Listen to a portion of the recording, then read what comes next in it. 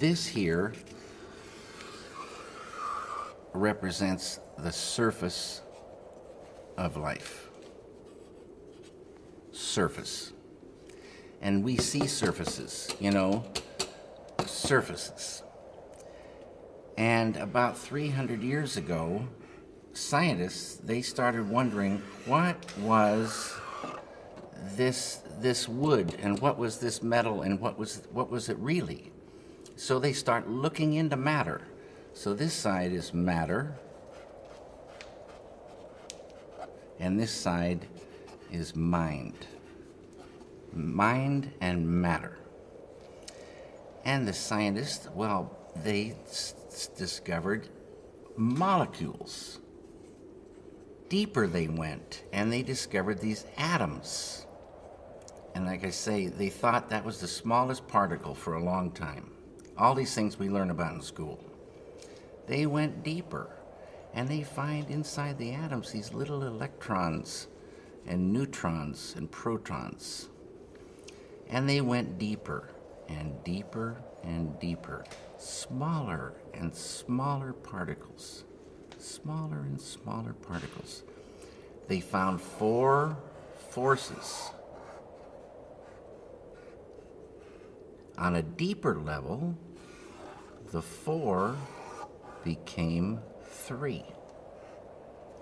And on a deeper level, the 3 became 2.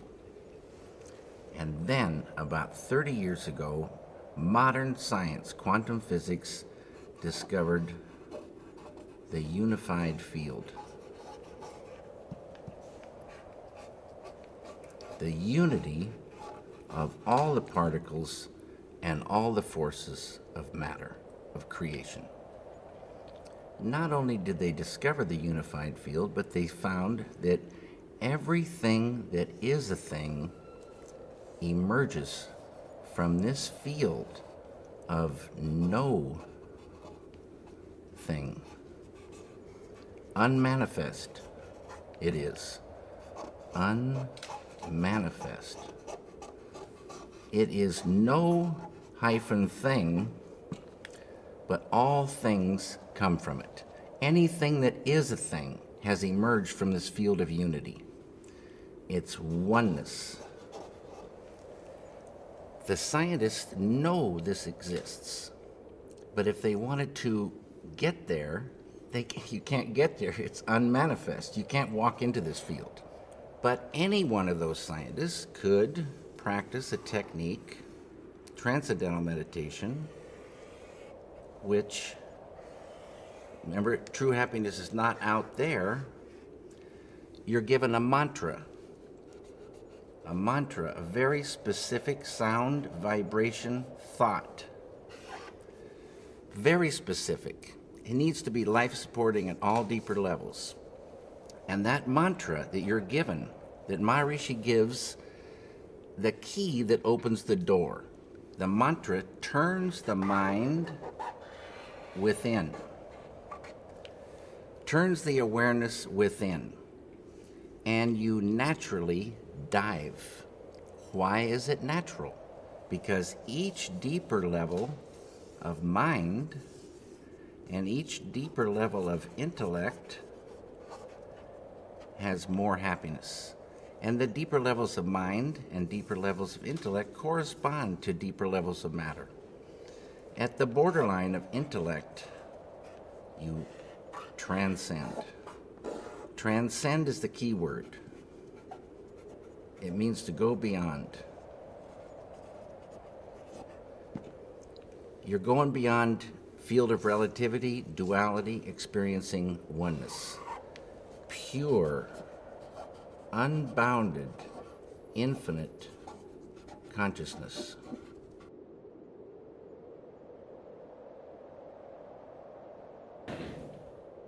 This consciousness has qualities: infinite creativity, intelligence, energy, love, power, and bliss. dynamic peace. Always been there, never had a beginning, it is and it will be forever. Unbounded, infinite, eternal, immutable, immortal consciousness, fullness. Any human being can experience this easily and effortlessly with Transcendental meditation. Transcendental meditation is just a vehicle to get you here. When you experience this level, you enliven it, and it grows in the individual. So if you started with a ball of consciousness this big, everyone has consciousness. Consciousness is the way to understand consciousness. If you took it away, you'd see what it really is. If there wasn't any consciousness, we wouldn't exist. And if we did exist, we wouldn't know it. It's the I amness of life. It is life itself. Tied to consciousness is all this: creativity, intelligence, energy, love, power, bliss, dynamic peace, all positive. Light of unity, all positive. You experience this level and you enliven it, and this ball of consciousness that you thought was just going to stay the same for the rest of your life starts expanding, and these qualities expand. So day by day, you're growing creativity, intelligence, love, energy. And this ball of consciousness is now expanding, and you're owning unconscious or subconscious more and more and more. Side effect of the growth of this consciousness is negativity starts to recede, tension, I write all these things, stress, anxiety, sorrow, depression, anger, hate, fear, all starts to go. Can't live in the light of this. In schools, when there's stressed anxiety, horror stories, depression, so many people on pharmaceutical drugs, suicides, shootings, stabbings, you give a student this technique. It's easy to do. It's not concentration. It's not contemplation. Concentration, contemplation keep you right on the surface. You're not transcending. It's this field that does everything for the human being. This field. And you experience this field when you really get there and transcend. This is transcendental consciousness. It's, there's so many names for this field. The Tao, Kingdom of Heaven, all these names for this one field, the absolute, totality. In Vedic language, this field is called Atma. A-T-M-A, means the self, with a capital S. Know thyself. Get there. Know it by being it. Unfold it. And what you're doing is unfolding your full potential as a human being. Your full potential of the beautiful human being is called enlightenment. And people can unfold their enlightenment.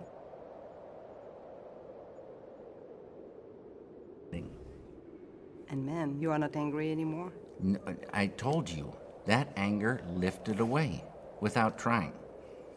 Poison to the artist, poison to the environment, poison to the human being, lifts away without trying.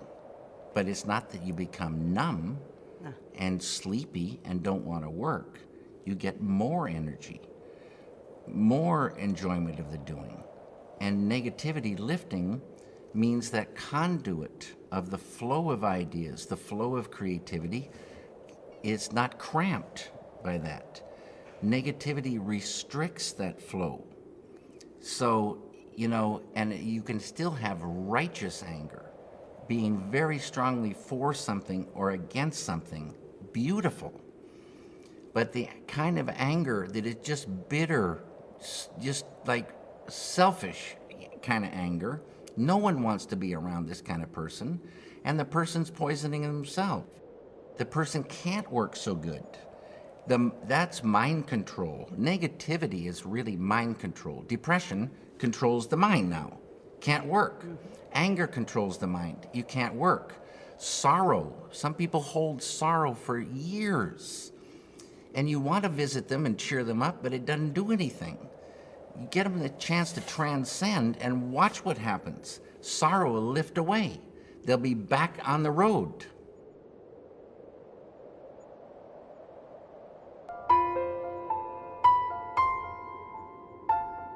You started 34 years ago to go deeper and deeper into that spiritual journey, but it's lately only that you decided to go public about it more and more. What was the ignition point, or in your life or in the world, that made you want to talk about it? What happened? This right here. Water the Root Peace Creating Group. This one here, I don't know where Over my there. pen. This is the individual here, and the same phenomenon happens with a group. Lots and lots of people, square root of 1% of a population. So, like I said, for France, 750 to 1,000 do the thing. A group, quadratically more powerful than the same number scattered about. And this is a thing, like my friend Dr. John Hagelin says, if you have two loudspeakers and they're separated, you have one volume, you put the two next to each other and you got the equivalent of 4 loudspeakers. You put 3, you've got suddenly the 9. It's called constructive interference. It's a real thing. A group, close, doing the program, advanced techniques.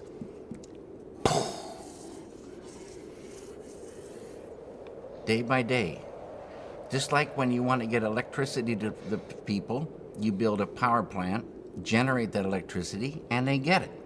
And you want that power plant to stay. They got their computers running, their TVs running, the whole kitchen's running, and day by day by day, you're generating electricity. Day by day by day, you're generating dynamic peace. Beautiful thing. Human beings like a light bulb. And we enjoy that light inside, but we also radiate it. We affect our environment. Everybody knows that. You go into a room where there's been a bad argument, the argument's over, but you can feel that thing. You go into a room filled with felicite, bliss, and the power of that is so beautiful to be in. And this group radiates that. Side effect, negativity goes. Enmity and the enemy goes. Without trying. Unified field. That's our big, big, big friend. And this is all the thing tied to peace. It gets to the point where you couldn't hurt another human being. It would be like hurting yourself. This is the way it is supposed to be. It's not the way it is, but it would be so beautiful. But the key is there. This feeling, it just grows and it's real. It's much more real feeling than our world, which is pretty much an absurd joke when, somebody is blowing children's heads off in the name of peace. It's a sadness. It's the old way. And now there is a new way to real peace, and nothing to do with killing. And so it's reached a point where you just wouldn't ever think to hurt another human being. And you travel in real peace, you travel and you meet friends, not enemies. The light of unity destroys the enmity in an enemy, destroys negativity. There's no more enemy.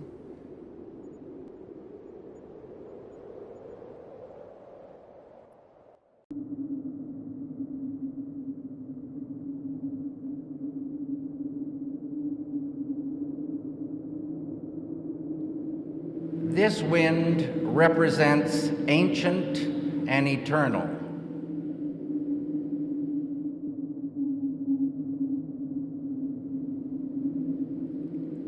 This ocean represents the ocean within every human being. And this ocean is an ocean of consciousness.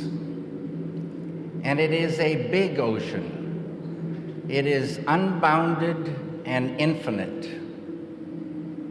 And this ocean of consciousness within has qualities.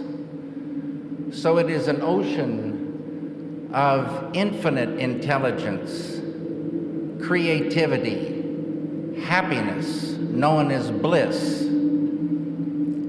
infinite universal love, energy, dynamic peace. When a human being, any human being, dives within and experiences this ocean, swims in this ocean, life gets better and better and better. This is the within that they've always been talking about throughout time. Ladies and gentlemen, change truly begins within.